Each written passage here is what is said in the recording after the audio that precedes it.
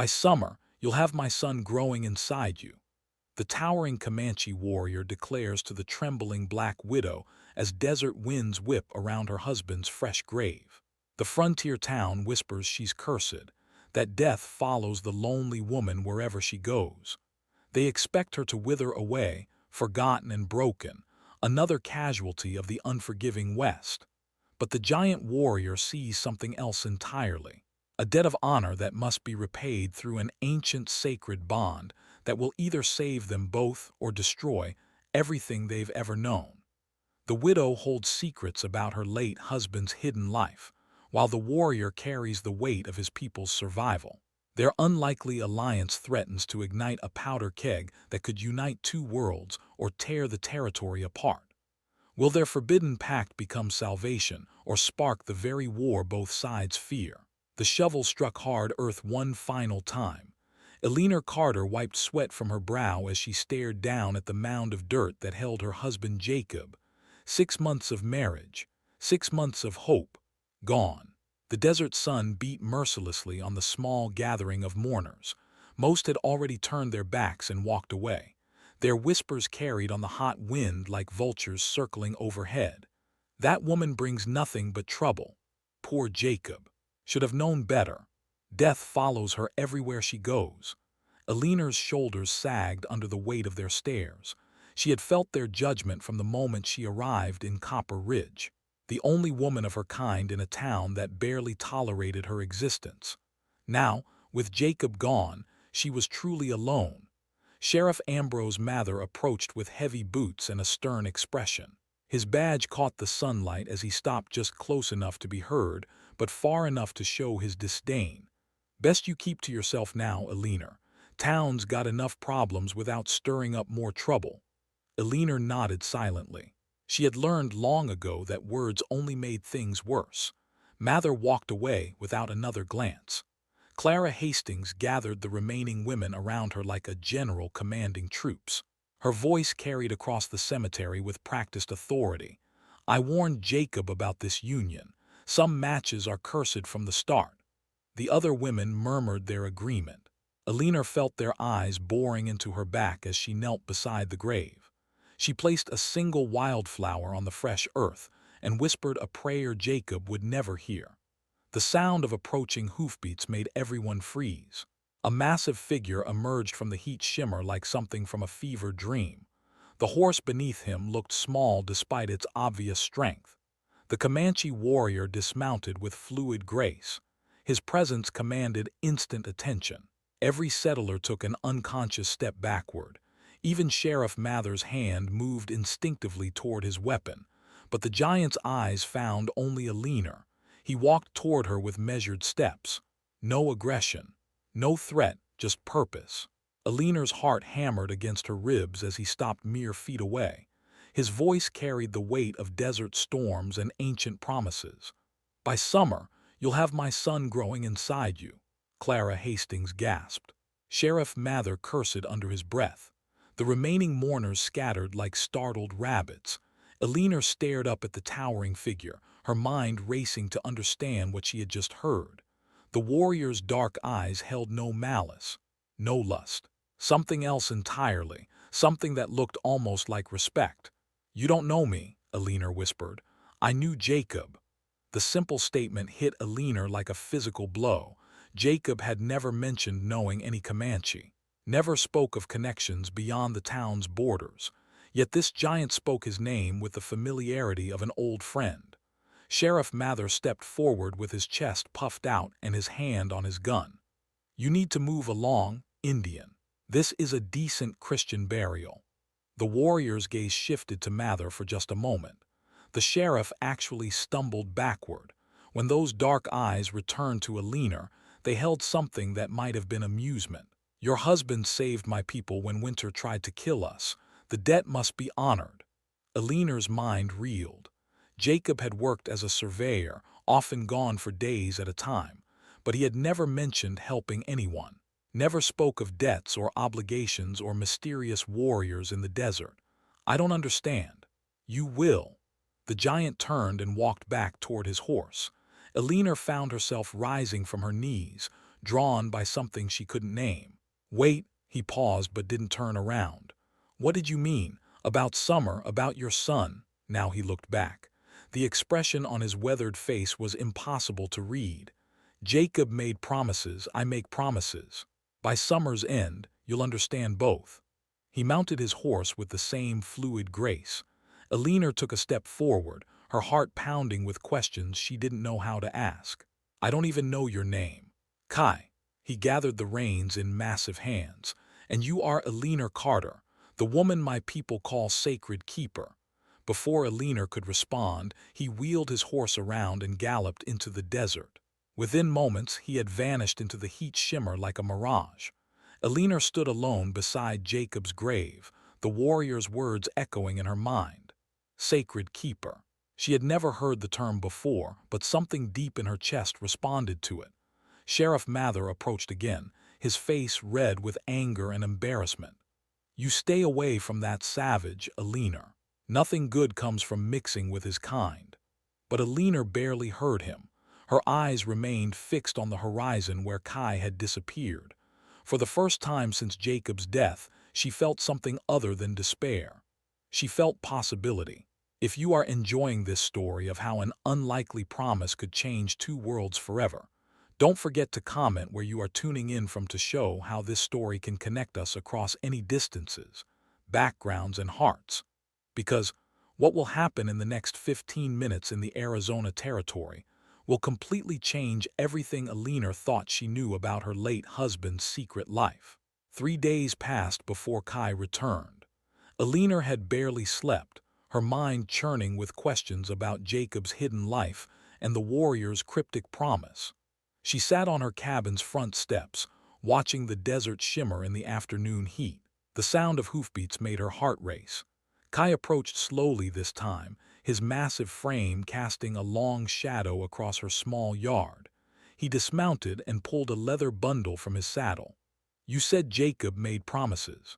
"What promises?" Kai's dark eyes studied her face. "Your husband was more than a surveyor, he was a bridge between worlds." Elinor stood, her legs unsteady. "I don't understand." "Jacob found my people starving during the worst winter in memory. Government supplies never came. Store owners refused to sell to Comanche." Kai's voice carried the weight of bitter experience. "Your husband changed everything." The leather bundle hit the ground with a soft thud. Kai unwrapped it carefully, revealing documents covered in Jacob's familiar handwriting.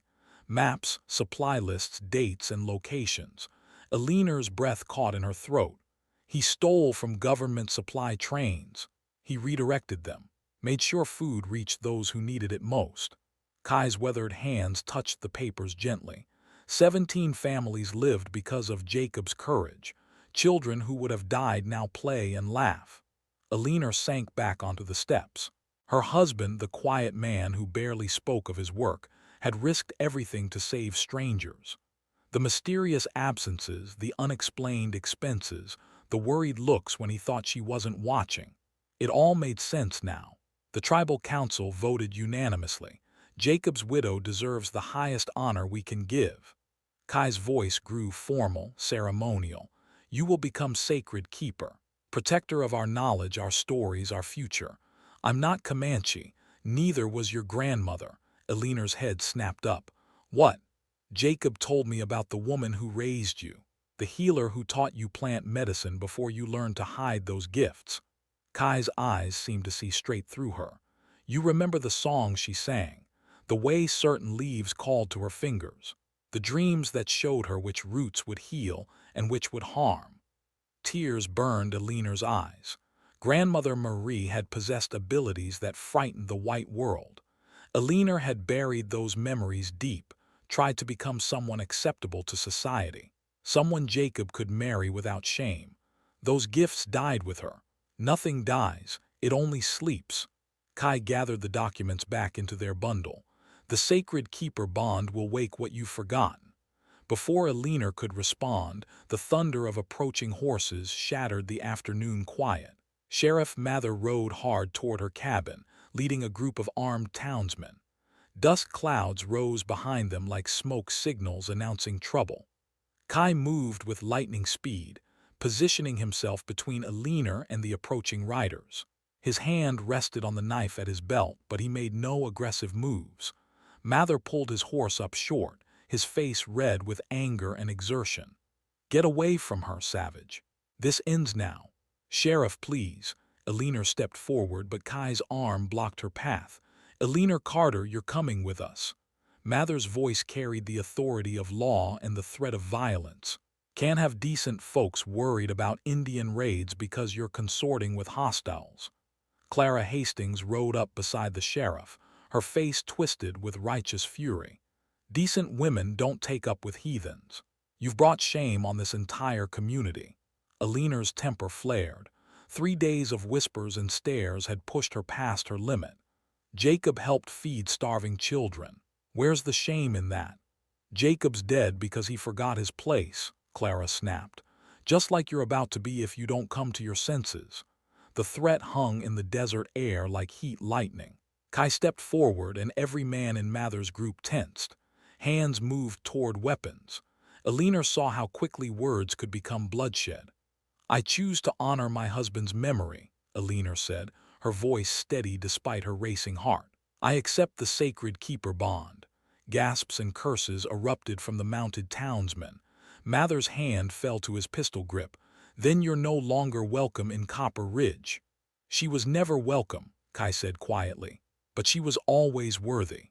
The words hit Alina like a physical blow, not because they hurt, but because they healed something she hadn't realized was broken. Worthy. When had anyone ever called her that? Kai swung onto his horse and extended his hand toward Alina. "The choice is yours." Alina looked at the circle of hostile faces surrounding her. Men who had tolerated her presence only because Jacob vouched for her character. Women who had never accepted her as an equal. A town that would celebrate her departure. Then she looked at Kai's outstretched hand, steady, patient, offering something she had never expected to find. Alina took his hand and let him pull her up behind him. The horse barely shifted under their combined weight, testament to both the animal's strength and Kai's sure control. "This isn't over," Mather called after them as they rode away. "Mark my words, Alina Carter. This path leads nowhere good." Alina wrapped her arms around Kai's waist as they galloped toward the desert horizon. For the first time since Jacob's death, she felt like she was moving toward something instead of running away. The sacred keeper bond awaited. Whatever that meant, it had to be better than the life she was leaving behind. Behind them, Copper Ridge grew smaller until it disappeared completely. Ahead, the desert stretched endless and full of possibilities Alina was finally ready to discover. The Comanche camp materialized from the desert like a mirage becoming real. Alina had expected tippies and war paint, Hollywood images burned into her mind by dime novels. Instead, she found organized efficiency that spoke of ancient wisdom. Kai helped her dismount near a cluster of sturdy shelters. Women stopped their work to study the newcomer. Children peered around their mother's legs with curious eyes. Alina felt the weight of judgment, but this time it carried possibility instead of condemnation. An elderly woman approached with measured steps. Her silver hair was braided with small bones and colored beads. Deep lines mapped a lifetime of desert survival across her weathered face. "This is Ayana. She will teach you what sacred keepers must know." Yana circled Alina slowly, her dark eyes missing nothing. She spoke in rapid Comanche. Kai translated with obvious reluctance. "She asks why Jacob's woman hides from her own gifts." Alina's cheeks burned. "I don't hide from anything." Yana spoke again. This time her tone carried gentle mockery. "She says your grandmother's spirit weeps for the knowledge you've buried." Kai's expression remained neutral, but something flickered in his eyes. "She asks if you remember the song of healing plants." The question hit Alina like cold water. Grandmother Marie's voice echoed across 20 years of silence. Alina had been 7 when the old woman died, taking her secrets to a pauper's grave. Or so Alina had believed. "I remember fragments." Yana smiled for the first time. She gestured toward a collection of desert plants laid out on woven mats. Their earthy scent filled Eleanor's nostrils with forgotten memories. Without conscious thought, Eleanor knelt beside the plants. Her hands moved instinctively, sorting roots and leaves with practiced ease. The motions felt natural as breathing. Willow bark for pain. Her voice came out in a whisper. Sage for purification. Desert sage, not the common variety. This one draws poison from infected wounds. Jana's eyes widened. She spoke rapidly to Kai, who translated with growing amazement. She says your hands remember what your mind forgot. The gifts run deeper than she expected. Eleanor's confidence grew with each plant she identified. Grandmother Marie's teachings flowed back like a dam bursting. Songs in half-remembered words. Techniques for preparing tinctures and poultices. Knowledge she had convinced herself was lost forever. How is this possible? Sacred knowledge never dies. Yana's English was accented but clear. It waits for worthy hands to wake it. That night, Eleanor sat around the central fire listening to stories told in Comanche and translated by Kai. Tales of great hunts, spiritual visions, and the eternal struggle between tradition and change. Her notebook filled with careful observations. A young warrior named Takoda challenged Kai's decision openly. His voice carried the hot anger of youth facing an uncertain future. Why should we trust outsiders? They take our land, kill our buffalo, break every promise they make. Eleanor felt the camp's attention focus on her. Takoda's question echoed doubts she sensed in other faces around the fire. Kai's authority hung in the balance. Because she carries Jacob's debt. Kai's voice remained calm, but Eleanor heard steel underneath. Because the spirits chose her for this role. The spirits chose poorly. Takoda's words sparked murmurs of agreement from other young men. Eleanor realized she was witnessing a challenge to Kai's leadership. Her presence had created a fracture in tribal unity. "What debt?" Eleanor asked, her voice cutting through the tension. Kai studied her face in the firelight. Jacob died protecting Comanche secrets. Government men asked questions about supply routes and tribal movements. Jacob told them nothing. Eleanor's blood turned to ice. "You think he was murdered?" "I think brave men die young when they stand between predators and their prey." The implications hit Eleanor like physical blows. Jacob's accident might have been deliberate. His death might have been the price of his loyalty to people she had never even known existed. Takoda spoke again, his voice sharp with skepticism. "Pretty words won't save us when soldiers come with chains and wagons. What can Jacob's woman do against the entire United States Army?" Eleanor stood slowly, her notebook clutched in trembling hands. Every eye in the camp watched her response. Kai's credibility depended on her next words. "I can preserve what matters most." Her voice grew stronger with each syllable. "Stories, medicine, knowledge that took generations to gather. When they try to erase your people from history, I'll make sure something survives." Jana nodded approvingly. Other elders murmured agreement, but Takoda wasn't finished. "And what happens when they come for you too? When being sacred keeper becomes a crime punishable by death or exile?" Eleanor met his challenging stare without flinching. "Then I'll die with honor instead of living on my knees." Silence fell over the camp like a blanket. Even the fire seemed to burn quieter. Takoda studied Eleanor's face for long moments before nodding once. "Perhaps the spirits see further than we do." Kai's expression revealed nothing, but Eleanor caught the slight relaxation in his shoulders. The immediate challenge had passed, but she sensed deeper currents of change flowing beneath the surface. That night, wrapped in borrowed blankets under a canopy of brilliant stars, Eleanor reflected on how completely her world had shifted. 3 days ago she had been a grieving widow with no future. Now she was sacred keeper of ancient knowledge, protector of traditions older than any government. The desert wind carried the scent of sage and possibility. Tomorrow would bring new lessons, new challenges, new tests of her worthiness. But tonight, for the first time since Jacob's death, Eleanor felt like she belonged somewhere. The transformation had begun. The blue uniforms appeared on the horizon like storm clouds gathering before a hurricane. Eleanor spotted them first from her morning position, grinding medicinal roots with Ayana. Her hand stilled on the stone pestle as she counted riders approaching the camp. "Soldiers," she whispered. Yana's weathered face hardened. She spoke rapid Comanche to nearby women, who immediately began moving children toward the far edge of camp. Aliner had learned enough of the language to understand the urgency in their voices. Kai emerged from his shelter already armed and alert. His eyes found Aliner across the camp, and she saw something that chilled her blood. Fear, not for himself, but for what these soldiers represented. Captain Morrison dismounted 20 yards from the central fire. His brass buttons gleamed in the morning sun as he unrolled an official document. 24 cavalry troopers remained mounted, hands resting on their weapons. By order of the United States government, this tribe has 30 days to relocate to the designated reservation in Oklahoma Territory.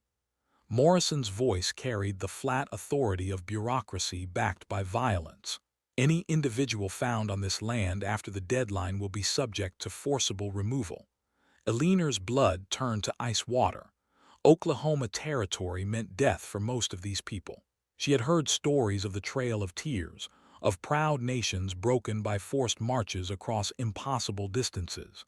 Kai stepped forward with dignity intact despite the circumstances. "This is our ancestral land. Our people have walked these paths for countless generations. Your people's time here is finished." Morrison rolled up the document with practiced indifference. 30 days, no exceptions. Aliner rose from her position beside Ayana. Every soldier's attention shifted to her, and she realized her presence complicated everything. A white woman living among Comanche would raise questions she wasn't prepared to answer. "Captain, these people have committed no crimes." Morrison's pale eyes studied Aliner with cold calculation. "And you are?" "Aliner Carter. I'm documenting tribal customs for historical preservation." The lie came easily, but Aliner saw Morrison didn't believe it. His gaze lingered on her simple dress, her sun-darkened skin, the way she stood protectively near Ayana. "Historical preservation won't be necessary where they're going." Morrison remounted his horse with military precision. 30 days, Mr. Lonefeather. I suggest you use them wisely." The cavalry rode away in perfect formation, leaving dust clouds and the taste of despair in their wake. Aliner watched until they disappeared completely before turning to face the camp's reaction. Children clung to their mothers. Elder men spoke in hushed tones about the impossibility of moving entire families across hundreds of miles of desert. Young warriors like Takoda paced like caged animals, their hands never far from their weapons. Kai called for a council meeting that night. Aliner assumed she would be excluded, but Ayana gestured for her to join the circle of elders around the fire. The honor felt heavier than she expected. "Fighting brings death," Kai said after hearing arguments from both sides. "Running brings death. Surrender brings death slowly." Takoda's voice cracked with frustration. "Then we die as warriors instead of cattle. And what of the children, the elders who cannot ride fast or fight long?" Yana's quiet words silenced the young warrior's protests. "Honor has many faces." Aliner felt the weight of their desperate situation pressing down like summer heat. These people faced extinction regardless of which path they chose, unless someone found a different option entirely. What if the relocation order isn't legal? Every face turned toward Aliner. She felt the intensity of their attention like physical pressure. "Government orders don't require legality," Kai said with bitter experience. "Only superior force." But what if this particular order violates existing treaties? What if someone with legal authority could challenge it? Aliner's mind raced through possibilities she barely understood. Jacob kept detailed records of everything he surveyed: maps, territorial boundaries, treaty specifications. Ayana leaned forward with interest. "You have these documents." "Some, but there might be more hidden in our cabin. Places I never thought to look." Aliner's excitement grew as the idea took shape. If Jacob discovered something that proves this land belongs to the tribe legally, Captain Morrison would have to honor that evidence. "You speak of judges and courts and pieces of paper." Takoda's voice carried deep skepticism. White man's justice serves white man's interests. Not always. Alina met his challenging stare. Sometimes their own laws can be turned against them. Kai studied Alina's face in the firelight. This would be dangerous for you. Going back to town, searching for documents that may not exist. If the soldiers discover what you're doing, you'll face the same fate we do. Alina had already considered that possibility. Returning to Copper Ridge meant confronting Sheriff Mather's hostility and Clara Hastings' social warfare. It meant risking arrest or worse if anyone suspected her true mission. I made a commitment to become Sacred Keeper. That means protecting this tribe's future by any means necessary. Yana nodded slowly. Jacob's woman has his courage. The council voted to pursue Alina's legal strategy while preparing for the worst. Young warriors would scout escape routes through the desert. Families would pack only essential belongings. Elders would commit final stories to memory in case the written records were lost. Alina would return to her cabin at dawn, searching for evidence that could save them all or condemn her in the attempt. As the council dispersed, Kai approached Alina with something approaching admiration in his dark eyes. You understand what this means. If you're caught helping us, you'll be treated as an enemy of the United States government. Alina looked around the camp at faces she had learned to love. Children who called her by Comanche names she was still learning to pronounce. Elders who shared their deepest wisdom with patient generosity. Warriors who had accepted her despite their initial doubts. I understand perfectly. Alina approached her abandoned cabin in the pre-dawn darkness. 2 weeks had passed since she left with Kai, but it felt like a lifetime. The familiar structure looked smaller now, less significant than the world she had discovered beyond its walls. The front door hung crooked on its hinges. Someone had ransacked the interior while she was gone. Furniture overturned, dishes smashed, her few precious belongings scattered like autumn leaves. Clara Hastings' handiwork, no doubt. Alina ignored the destruction and headed straight for Jacob's desk. The drawers had been pulled out and emptied, but she knew her husband's careful nature. Important documents wouldn't be kept in obvious places. She ran her fingers along the desk's underside until she found what she was looking for. A hidden compartment Jacob had carved into the wood itself. Her heart raced as she worked the secret latch. Papers spilled onto the floor. Maps covered in Jacob's precise handwriting. Survey reports dated months before his death. Land deed registrations that made Alina's breath catch in her throat. But one document stopped her cold. A letter addressed to the Bureau of Indian Affairs, never sent. Jacob's final survey had discovered something that changed everything. The silver deposits Captain Morrison wanted lay entirely within the boundaries of land granted to the Comanche tribe by federal treaty in 1838. The relocation order was nothing more than an illegal land grab orchestrated by corrupt officials who thought no one would check the paperwork. Alina's hands trembled as she read Jacob's notes. He had documented everything: GPS coordinates, mineral assessments, legal precedents that proved the tribe's legitimate ownership, evidence that would have saved lives if he had lived long enough to present it. Footsteps on the front porch froze Alina's blood. She gathered the documents quickly, stuffing them inside her dress as the door creaked open. Sheriff Mather stepped inside with his hand on his pistol.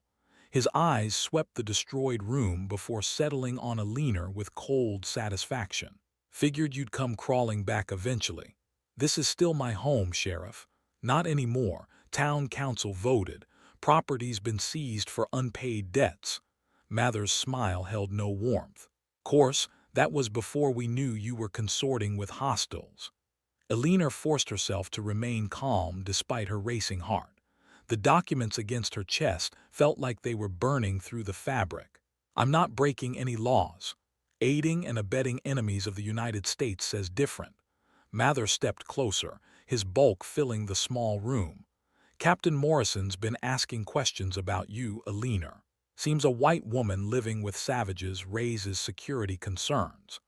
The trap became clear. They had known she would return for Jacob's belongings. Morrison and his corrupt associates needed to silence anyone who might question the relocation order's legitimacy. Jacob died protecting people who couldn't protect themselves, Alina said, meeting Mather's stare. I'm proud to follow his example.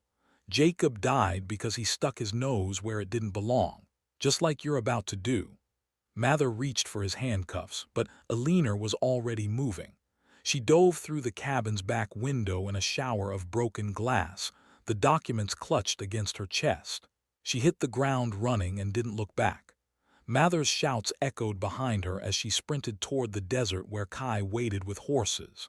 Her heart hammered against her ribs, but excitement mixed with fear in equal measure. She had found it, the evidence that could save everything. Kai saw her coming and immediately kicked his horse into motion. Alina vaulted onto the second mount without stopping, and together they raced toward the tribal camp. Did you find what we needed? Alina patted the document safe inside her dress. Better than we hoped. Jacob discovered the silver deposits lie entirely on tribal land. The relocation order violates federal treaty law. Kai's expression shifted from hope to something approaching awe. You're certain? Jacob documented everything. Survey maps, mineral rights, legal precedents. It's all here. Alina's voice grew stronger with each word. But we need to get this evidence to a federal judge before Morrison realizes what we know. They rode hard through the desert heat, pushing their horses to the limit. Behind them, dust clouds marked pursuing cavalry. Morrison had mobilized quickly once Mather reported Alina's escape. The tribal camp erupted in controlled chaos when they arrived. Families loaded essential belongings while warriors prepared defensive positions. Everyone had prepared for this moment, but seeing it arrive still felt like a punch to the stomach. Yana approached Alina with tears streaming down her weathered cheeks. The children ask if we'll see this place again. Alina dismounted and pulled the precious documents from her dress. Not if I can prevent it. These papers prove this land belongs to your people legally. No government official can ignore federal treaty law. And if they try, Alina looked around at the faces depending on her success. Children too young to understand why their world was ending. Elders who had already survived too much loss. Warriors ready to die for their family's freedom. Then we make it impossible for them to hide the truth. A rider approached from the direction of town. Alina tensed, expecting more soldiers, but relaxed when she recognized the familiar figure. Clara Hastings dismounted with obvious nervousness. The woman who had organized Alina's social exile now stood in the middle of a Comanche camp, surrounded by the very people she had taught others to fear. Alina, I need to speak with you, privately. Kai stepped protectively closer, but Alina raised her hand.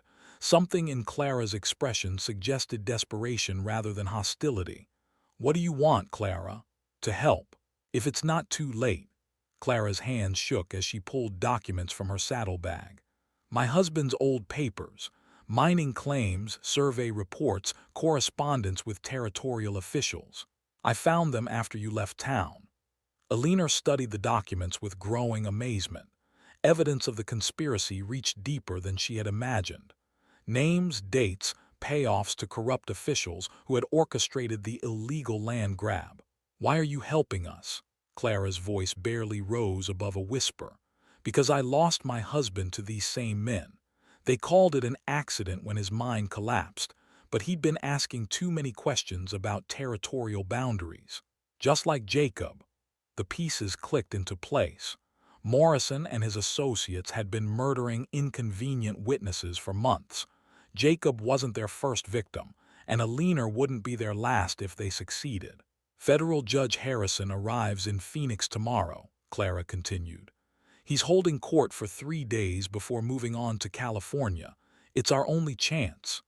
Alina looked at Kai, seeing her own desperate hope reflected in his dark eyes. Phoenix meant a hard day's ride through dangerous territory, but it also meant the possibility of legal justice instead of violent resistance. Morrison will try to stop us. Not if we're smart about it. Clara's transformation from town gossip to determined ally still amazed Alina. I know back trails the cavalry doesn't. We can reach Phoenix while they're searching the main roads." Within hours, an unlikely caravan departed the tribal camp. Eleanor and Clara rode together, the precious documents secured in waterproof pouches.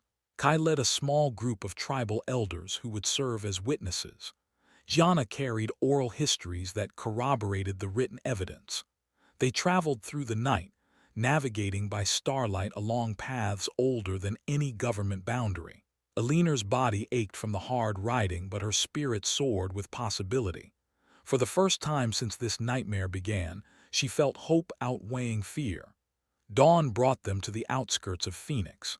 The territorial courthouse stood like a monument to justice in the desert heat. Eleanor prayed that justice would prove more than empty symbolism. Judge Harrison was a small man with steel-gray hair and eyes that missed nothing. His courtroom filled quickly as word spread about the extraordinary hearing. Eleanor noticed Morrison standing near the back, his face twisted with barely controlled rage. "Your Honor, I present evidence that the recent relocation order violates federal treaty law." Eleanor's voice carried clearly through the packed courtroom. "The land in question belongs to the Comanche tribe by legal right, not government discretion." She placed Jacob's documents on the judge's bench with reverence bordering on ceremony. Maps, surveys, mineral rights assessments that proved the silver deposits lay entirely within tribal territory. Morrison stepped forward with practiced arrogance. "Your Honor, these documents are unverified and potentially fraudulent. The woman presenting them has been living among hostiles in direct violation of territorial law." The documents bear official surveyor seals and federal registration numbers, Eleanor replied without hesitation. "Unless Captain Morrison questions the integrity of government employees." Judge Harrison examined each paper with methodical care. His expression remained neutral, but Eleanor caught the slight tightening around his eyes when he reached Jacob's final report. Kai rose to speak when the judge called for tribal testimony. His presence commanded attention even in the formal courthouse setting. Warriors didn't traditionally argue law, but Kai proved exceptions existed for good reason. "My people have walked this land since before your grandfathers were born. We signed treaties with honor, expecting the same in return. These papers prove we kept our promises while others broke theirs." Yana followed with oral histories that traced tribal boundaries back generations. Her weathered voice carried the weight of ancestral memory as she recited landmarks, seasonal camps, and sacred sites that matched Jacob's surveys exactly. Morrison grew increasingly desperate as the evidence mounted against him. "Your Honor, this entire proceeding is based on the testimony of savages and a woman who has clearly lost her moral compass." Judge Harrison's gavel cracked like thunder. "Captain Morrison, you will address this court with appropriate respect or find yourself in contempt." "Continue, Mrs. Carter." Eleanor presented Clara's documents next. The web of corruption unraveled before the packed courtroom. Bribes, falsified reports, murdered witnesses who had threatened to expose the conspiracy. "Your Honor, Jacob Carter died because he discovered the truth about illegal mining claims on tribal land. Captain Morrison and his associates have orchestrated systematic fraud against the United States government and the Comanche people." Morrison's face went white. He turned toward the courtroom exit, but Sheriff Mather blocked his path. Eleanor realized with shock that Mather wore federal deputy badges instead of his usual local insignia. "Sheriff Mather, you will arrest Captain Morrison and his associates on charges of conspiracy, fraud, and murder." Judge Harrison's voice carried the full authority of federal law. "The relocation order is hereby voided as illegal and unconstitutional." The courtroom erupted in chaos.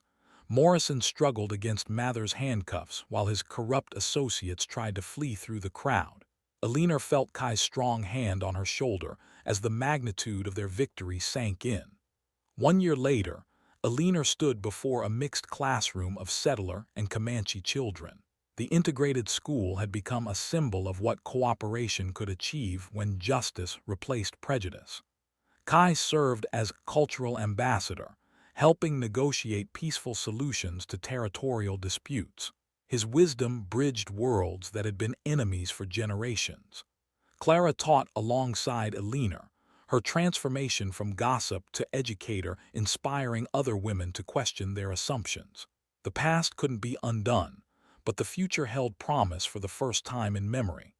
Eleanor visited Jacob's grave every Sunday, bringing flowers and stories of the lives his courage had saved. The sacred keeper bond had given her purpose beyond her wildest dreams. By summer, she had indeed carried Kai's spiritual son to fruition, not through pregnancy, but through the birth of understanding between peoples who had forgotten how to trust. The lonely Black Widow had become the bridge that united two worlds.